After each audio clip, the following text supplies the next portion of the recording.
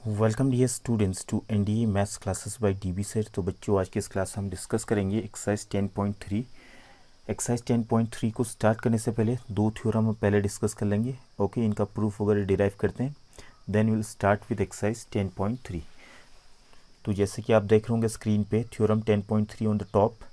तो इसका स्टेटमेंट क्या कह रहे हैं? The perpendicular from the centre of a circle to the chord bisects the chord. Means अगर आपके पास कोई सर्कल है, यहाँ मैंने सर्कल बना दिया, सपोज कीजिए एक। ओके, ये सर्कल हमने बना दिया है, सपोज कि ये सर्कल हो गया, ठीक है। इसका सेंटर हो गया ओ, और यहाँ पे मैंने एक कॉर्ड बना दिया, इसका नाम दे दिया ए बी। तो थ्योरम कहता है अगर इस सर्कल के सेंटर से अगर हम इस कॉर्ड के ऊपर कोई परपेंडिकुलर ड्रॉ करेंगे, मीन्स सपोज करो मैंने एक परपेंडिकुलर ड्रॉ कर दिया ओ एम। ओ एम क्या है? परपेंडिकुलर हो गया है किसके ऊपर में? ए बी के ऊपर में। तो थ्योरम कहता है अगर ओ एम परपेंडिकुलर है ए बी के ऊपर में, तो ओ एम क्या करेगा? ए बी को बाइसेक्ट करेगा। दैट मीन्स ए एम और एम बी इक्वल हो जाएंगे। यहाँ पे जो आप देख रहा होगा A M will be equal to M B. Okay, तो इसके लिए सिंपल सा है, आप ज्वाइन कीजिए ओ से ए को और ओ से बी को, और इन दोनों ट्राइंगल को, ट्राइंगल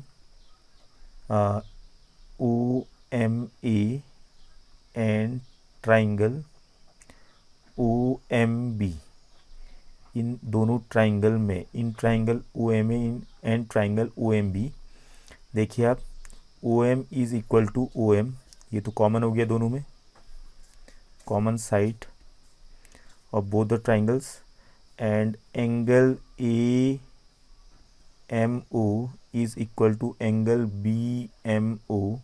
दोनों की दोनों 90 डिग्री के हैं बिकॉज परपेंडिकुलर था ओ एम ए बी के ऊपर में। एंड उसके बाद ओ ए इक्वल टू ओ बी, ये हो गया radii of the same circle. Radii of the same circle, same circle के रेडियाई हैं, इक्वल होंगे, radii of the same circle. तो कौन से रूल से दोनों ट्राइंगल आपके कॉन्ग्रुएंट हो रहे हैं? So therefore by R H S congruence rule, triangle O M A is congruent to triangle O M B. दोनों ट्राइंगल कॉन्ग्रुएंट हो गए। So by CPCT you can say that A M is equal to B M. A M और B M equal हो गए by CPCT, CP corresponding parts of congruent triangles. Okay, hence it is proved that OM ने क्या कर दिया? AB को bisect किया, तभी जाकर के AM और BM इक्वल हुए। ओके, तो स्टेटमेंट आपने दिमाग में रखनी है, लॉजिकली आपने चीज़ें समझनी है अच्छी तरीके से। अब आते हैं हम थ्योरम 10.4 में। The line drawn through the centre of a circle to bisect the chord of a chord is perpendicular to the chord. ठीक है, अब देखिए इसका ही फिगर हम बनाए, यहीं पे बना लेते हैं। ये सर्कल हमने बनाया एक, और मान लेते हैं इसका सेंटर ओ हो गया, और एक कॉर्ड हमने यहाँ बना दिया ए बी। ओके, और यहाँ से ओ से हमने एक लाइन ड्रॉ की, इस टाइप से ड्रॉ की ओ एम, कि ओ एम जो है बाइसेक्ट कर रहा है ए बी को। दैट मीन्स ए एम और बी एम इक्वल हो गए, तभी तो बाइसेक्ट होगा ही। ओके, ए बी तभी बाइसेक्ट होगा जब ए एम और बी एम इक्वल बनेंगे। तो ओ एम ने क्या कर दिया? ए बी को बाइसेक्ट कर दिया। अगर ये बाइसेक्ट कर रहा है तो थ्योरम कहता है कि ओ एम को परपेंडिकुलर होना पड़ेगा। ओ एम जो है 90 डिग्री का एंगल बनाएगा ए बी के साथ में, उसको बनाना पड़ेगा वाली कहानी हो गई। तो इसको ही प्रूव कर लेते हैं हम लोग। तो इसके लिए हमने क्या किया? ओ से ए को ज्वाइन किया एंड ओ से बी को भी ज्वाइन किया। इन triangle O M A and triangle O M B, दोनों ट्राइंगल में देखिए O M is equal to O M, ये तो कॉमन ही हो गया। ओके, और A M is equal to B M, ये गिवन था क्योंकि ओ एम ने क्या किया? बाइसेक्ट किया था कॉर्ड को, ये गिवन हो गया। And O A is equal to O B, ये हो गया radii of the same circle.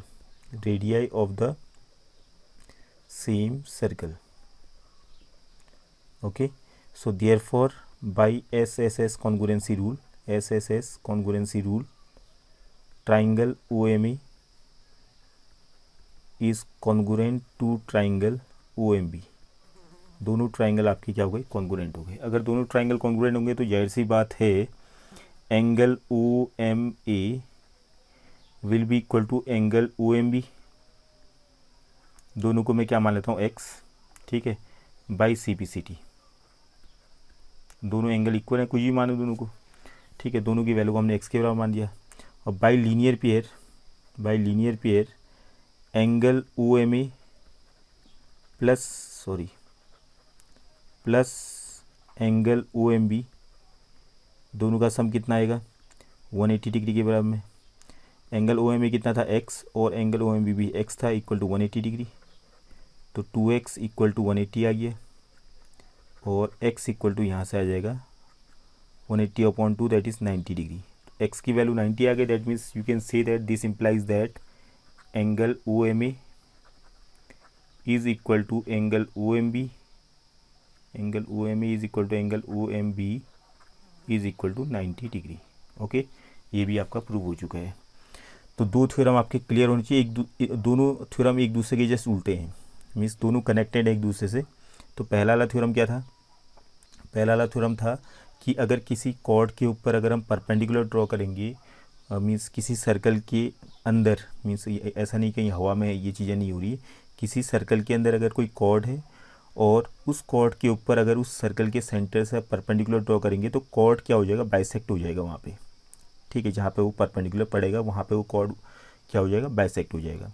और दूसरा थ्योरम कह रहा है कि अगर किसी सर्कल के सेंटर से कोई लाइन जाती है, अगर वो कॉर्ड को बाइसेक्ट करती है, कॉर्ड के दो इक्वल पीसेस करती हैं, तो उस पॉइंट पे वो जो है जो लाइन होगी वो परपेंडिकुलर होगी उस कॉर्ड के साथ में। तो ये दोनों चीज़ें हमने प्रूव कर ली यहाँ पे। अब चलते हैं हम एक्सरसाइज 10.3 की ओर। Okay, come to exercise 10.3, question number 1, draw different pairs of circles, how many points does each pair have in common, what is the maximum number of common points. तो डिफरेंट पेयर्स ऑफ सर्कल्स हमने बनाने, तो एक pair तो ऐसा बन सकता है आपका, पहला पेयर तो बन सकता है दो सर्कल ऐसे जो एक दूसरे को इंटरसेक्ट ही ना करे, तो नंबर ऑफ कॉमन पॉइंट्स यहाँ पे कितने हो गए, नंबर ऑफ कॉमन पॉइंट्स कुछ भी नहीं, कहीं मिल ही नहीं है तो कॉमन पॉइंट्स होंगे नहीं, इक्वल टू हो गए 0। दूसरी कंडीशन बनती है एक सर्कल दूसरे सर्कल को केवल एक ही पॉइंट पे टच कर रहा है, ठीक है, तो नंबर ऑफ कॉमन पॉइंट्स यहाँ पर हो जाएंगे 1, एक पॉइंट पे दोनों सर्कल इंटरसेक्ट कर रहे हैं। ओके, और उसके बाद तीसरी कंडीशन हो गई ये, ओके, तो यहाँ पे दोनों सर्कल दो पॉइंट्स पे एक दूसरे को इंटरसेक्ट कर रहे हैं, तो नंबर ऑफ कॉमन पॉइंट्स यहाँ पे हो गए कितने, 2। ओके, अब दोनों सर्कल एक दूसरे के कॉन्ग्रुएंट तो यहाँ पे है नहीं, अगर कॉन्ग्रुएंट होंगे तो नंबर ऑफ कॉमन पॉइंट्स तो इनफाइनाइट हो जाएंगे, तो यहाँ पे ऐसा तो लिखा नहीं कि सर्कल्स आपके कॉन्ग्रुएंट होने चाहिए, ठीक है। तो यहाँ पे maximum number of common points कितने हो गए फिर 2।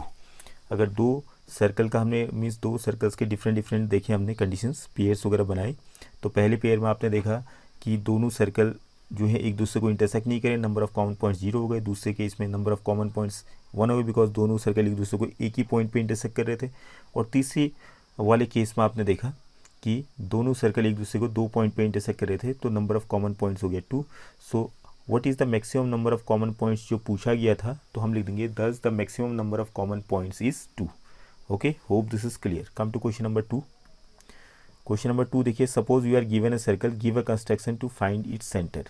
तो अगर आपके पास कोई सर्कल है, सर्कल ऑलरेडी बना हुआ है बट इसका सेंटर आपको मालूम नहीं है, तो आपने सेंटर पता करना है, तो आप कैसे फाइंड करेंगे। तो इसके लिए कुछ भी नहीं है, आप केवल इसमें दो कॉर्ड बना दीजिए, एक कॉर्ड कहीं भी बना दीजिए आप, सपोज करो मैंने एक कॉर्ड ए बी ये बनाया, ओके, और इस कॉर्ड का मैंने परपेंडिकुलर बाइसेक्टर ड्रॉ किया, मीन्स ए बी के आधे से ज़्यादा लेकर के आर्क ड्रॉ किया, यहाँ भी और फिर बी पॉइंट से जाकर के इसको काट दिया, फिर दोनों को ये ज्वाइन कर दिया, ठीक है। हालांकि एग्जैक्टली कहाँ से एग्जैक्टली जा नहीं रहे, तो आप बिल्कुल जब स्केल से बनाएंगे तो एग्जैक्टली ये आपका बन जाएगा। वैसे और एक कॉर्ड बना दो, इसमें कहीं भी बना दो, आपकी मर्जी है, छोटा बड़ा जो नहीं किसके बराबर ही हो, इससे बड़ा बना दो, इससे छोटा बना दो, ठीक है। सी डी मैंने कॉर्ड बनाया और सी डी का भी परपेंडिकुलर बाइसेक्टर ड्रॉ किया। तो परपेंडिकुलर बाइसेक्टर यहाँ पे मैं साइड में बताता हूँ वन सेकेंड। अगर आपने किसी भी लाइन का लाइन सेगमेंट का परपेंडिकुलर बाइसेक्टर बनाना है, तो सपोज करो ये ए बी है, ए बी का परपेंडिकुलर बाइसेक्टर बनाने के लिए अगर हम ए पॉइंट पर आएंगे और आधे से ज़्यादा नाप करके एक आर्क ऊपर की ओर और एक आर्क नीचे की ओर घुमाते हैं ऐसे। फिर उसके बाद कंपास का जो नोक है फिर से आप बी पे लाइए, बी से फिर आपने घुमाया आर्क, पेंसिल से इसको कट करेंगे दोनों, ठीक है। फिर इन दोनों को आप ज्वाइन कर देंगे, ठीक है, जहाँ पे इनके कट वगैरह इंटरसेक्ट कर रहे हैं आर्क्स। तो यहाँ से जो आपकी लाइन बनी है इसको बोलेंगे हम perpendicular bisector, because it will be perpendicular to A B and it will bisect A B also. A B के साथ परपेंडिकुलर भी होगा और इसको बाइसेक्ट भी करेगा। तो वही प्रोसेस हम यहाँ पे कर रहे हैं।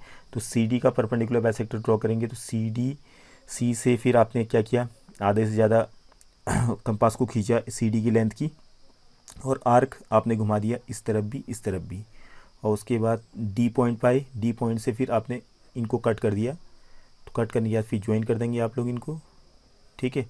ये आपकी दूसरी लाइन बन गई, और दोनों जहाँ पे मिलेंगे, जिस पॉइंट पे मिलेंगे दोनों परपेंडिकुलर बाइसेक्टर्स, ये जो आपका पॉइंट होगा O, this will be the centre of the circle. Okay, hope this is clear. तो इस तरीके से आपने चीज़ें समझनी हैं। तो किसी भी सर्कल का सेंटर फाइंड करने के लिए हम क्या करते हैं, किसी भी सर्कल का सेंटर फाइंड करने के लिए हम कॉर्ड बनाएंगे दो, और दोनों कॉर्ड के परपेंडिकुलर बाइसेक्टर्स ड्रॉ करेंगे, और दोनों परपेंडिकुलर बाइसेक्टर्स जहाँ पे मीट करेंगे उस पॉइंट को बोलेंगे centre of the circle. Okay, और वैसे भी अगर आपके पास 3 नॉन कोलिनियर पॉइंट्स होते हैं 3 नॉन कोलिनियर पॉइंट्स माने एक ही लाइन पे नहीं होनी चाहिए, तो इन तीनों पॉइंट्स से होते हुए भी केवल एक ही सर्कल पास होता है। ओके, जिसको बोलते हैं हम सर्कम सर्कल। तो उसके लिए प्रोसेस यही होती है, आप चाहे A B C, A B का परपेंडिकुलर बाइसेक्टर ड्रॉ करो, ए सी का परपेंडिकुलर बाइसेक्टर ड्रॉ करो, ठीक है, दो, या बी सी का भी ड्रॉ कर लो, आपकी मर्जी, तीनों का ड्रॉ कर लो, उससे फ़र्क नहीं पड़ता है। अगर आप केवल दो का भी परपेंडिकुलर बाइसेक्टर ड्रॉ करोगे, ए बी ए सी या ए बी बी सी या ए सी बी सी, किसी का भी ड्रॉ करेंगे, तो परपेंडिकुलर बाइसेक्टर जहाँ मीट करेंगे वो पॉइंट हो जाएगा आपका centre of the circum circle, जिसको हम बोलते हैं सर्कम सेंटर। ओके, और जो रेडियस होगा उसको बोलते हैं सर्कम रेडियस। जैसे मैंने ए बी का परपेंडिकुलर बाइसेक्टर ड्रॉ किया ये, तो ये मैंने ए बी का परपेंडिकुलर बाइसेक्टर ड्रॉ कर दिया। एग्जैक्टली तो नहीं बनना है, थोड़ा टेढ़ा बन गया आपका ये, चलो यहाँ ले लेते हैं, ठीक है, ये हमने बनाया।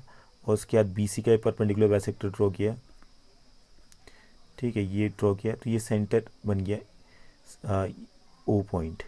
मीन्स अगर मैं यहाँ से बी को नापूंगा, यहाँ से सी को नापूंगा, या ए को नापूंगा, हालांकि यहाँ पे फिगर में तो आपको बहुत अलग अलग दिख रहा होगा, बट एग्जैक्टली जब आप बनाएंगे, मतलब पेंसिल और कंपास का अच्छे यूज़ करते हुए, तो आप देखेंगे कि ओ ए जो डिस्टेंस है, ओ बी जो डिस्टेंस है, और ओ सी जो डिस्टेंस है इक्वल आ रहे हैं। तो यहाँ से केवल एक सर्कल पास होगा जिसका सेंटर हो जाएगा ओ। ओके, बट यहाँ पे फिगर थोड़ा सा इसके अकॉर्डिंग एग्जैक्टली नहीं बन पा रहा है मेरे मीन्स पेन के अकॉर्डिंग, ठीक है, बिकॉज इसमें चलाने पे थोड़ा सा घूम जाती चीज़ें। तो आपको चीज़ें समझ में आ गई होंगी कैसे ये चीज़ें हो रही हैं।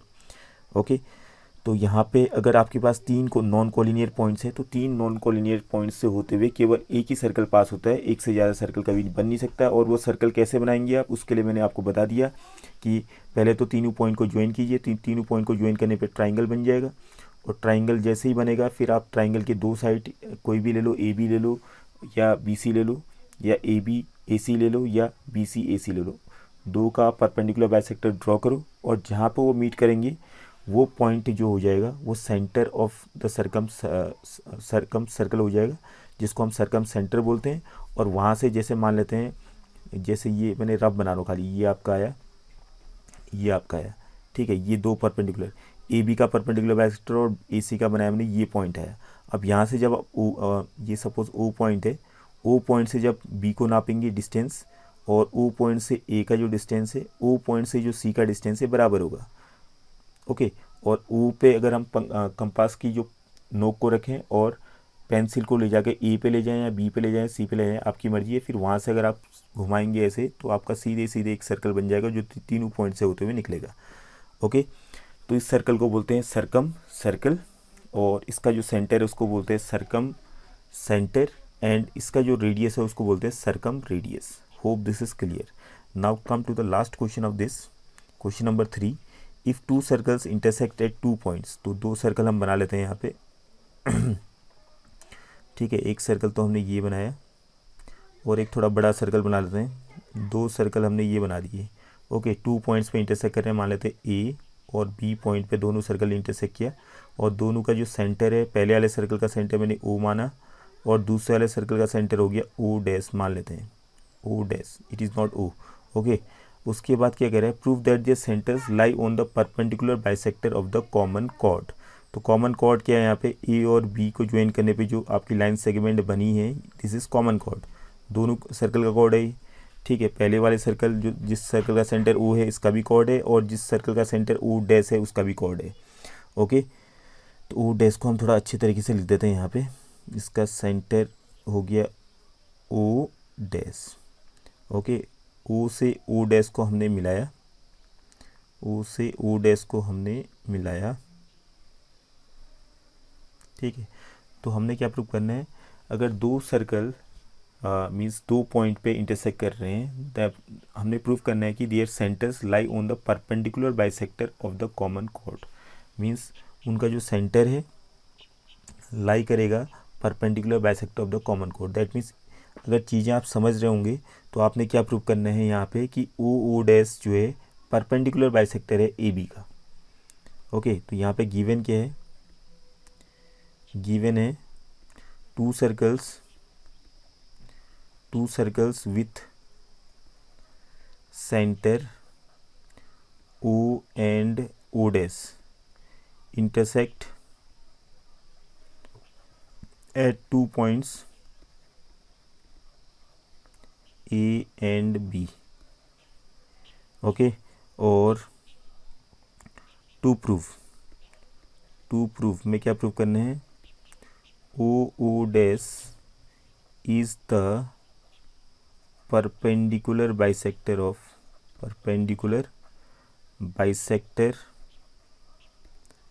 of common chord means of AB. ठीक है, there centres lie on the perpendicular bisector of the common chord. तो सेंटर उनका कहाँ पे लाई करता है, perpendicular bisector of the common cord में। दैट मीन्स सेंटर से सेंटर को जो ज्वाइन करूँगा तो वो जो लाइन सेगमेंट होगी वो क्या करेगी, कॉमन कॉर्ड को बाइसेक्ट भी करेगा और कॉमन कॉर्ड के साथ परपेंडिकुलर भी होगा। तो उसका प्रूफ हम इस तरफ, चलो यहीं पे कर लेते हैं प्रूफ।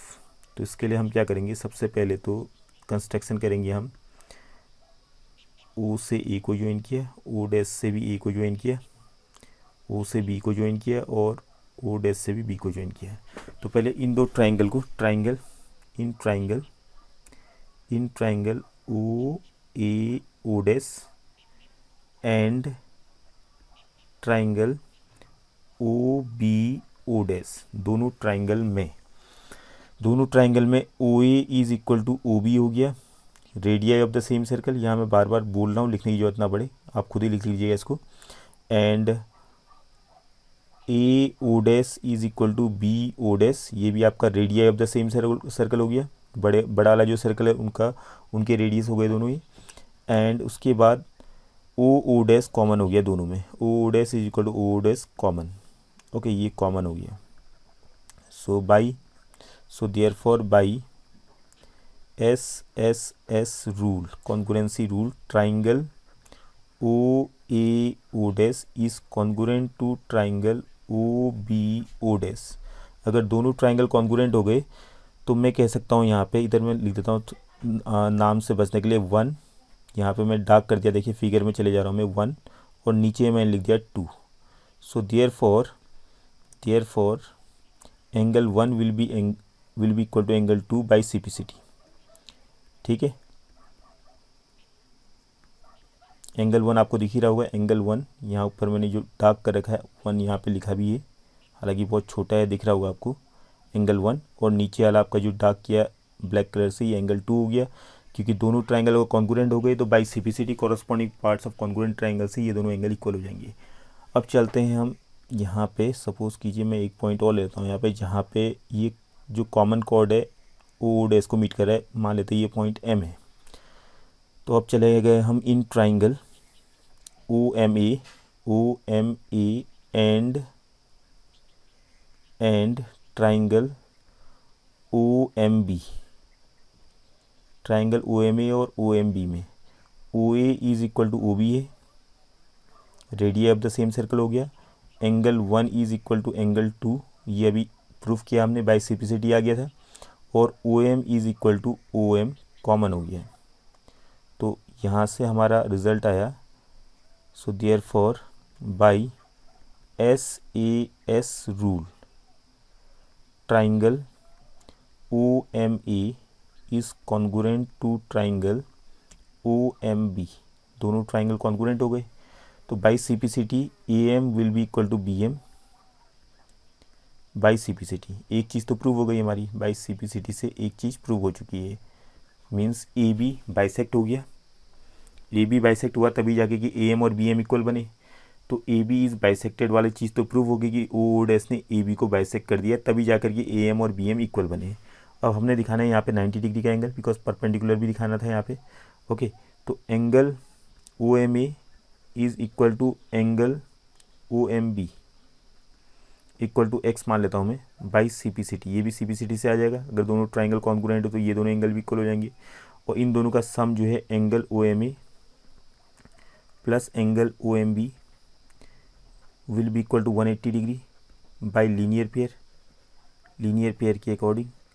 ओके, और दोनों को मैंने क्या माना था x, तो x plus X equal to 180 degree हो गया, 2x इक्वल टू 180 हो गया, x इक्वल टू आ गया 90 degree. This implies that angle OMA is equal to angle OMB is equal to 90 degree. Okay, तो यहाँ हमारा प्रूव हो चुका है, एंगल OMA और एंगल OMB वहाँ पे 90 डिग्री बन रहा है, और यहाँ AB जो है बाइसेक्ट हो गया, because AM equal to BM भी हमने प्रूव कर दिया है। So at the end you can say that O dash is the perpendicular bisector of AB। Okay, hope this is clear. तो ज़्यादा कुछ नहीं है, दो बार हमने कॉन्करेंसी का यूज़ किया, एक बार ट्राइंगल OA O डैश में एंड OB O डैश में, और दूसरी बार हमने फिर छोटे ट्राइंगल में आए OMA और OMB में, बिकॉज मेन टारगेट हमारा था OMA और OMB को कॉन्ग्रुएंट करना, बट डायरेक्टली तो कॉन्ग्रुएंट हो नहीं रहे थे। तो इसके लिए हमने सहारा लिया OA O डैश और OB O डैश का, ताकि हमारा एंगल 1 और एंगल 2 इक्वल आ जाए। तो अगर वो इक्वल आ गए उसके हिसाब से फिर हमारा ईजी हो गया, मीन्स हमें रास्ता दिख गया कि ट्राइंगल OMA और ट्राइंगल OMB को हम कॉन्ग्रुएंट कर पाए। अदरवाइज डायरेक्टली ये पॉसिबल नहीं था कि ट्राइंगल OMA और ट्राइंगल OMB को हम कॉन्ग्रुएंट कर पाते। तो कभी कभी यूज़ करनी पड़ती चीज़ें और ज़्यादा सोचना पड़ता है। ओके, तो आज की क्लास में इतना ही। Hope everything is clear. In the next class will move to exercise 10.4। उससे पहले हम फिर से again will discuss the theorems, then will start. Thank you for today's class.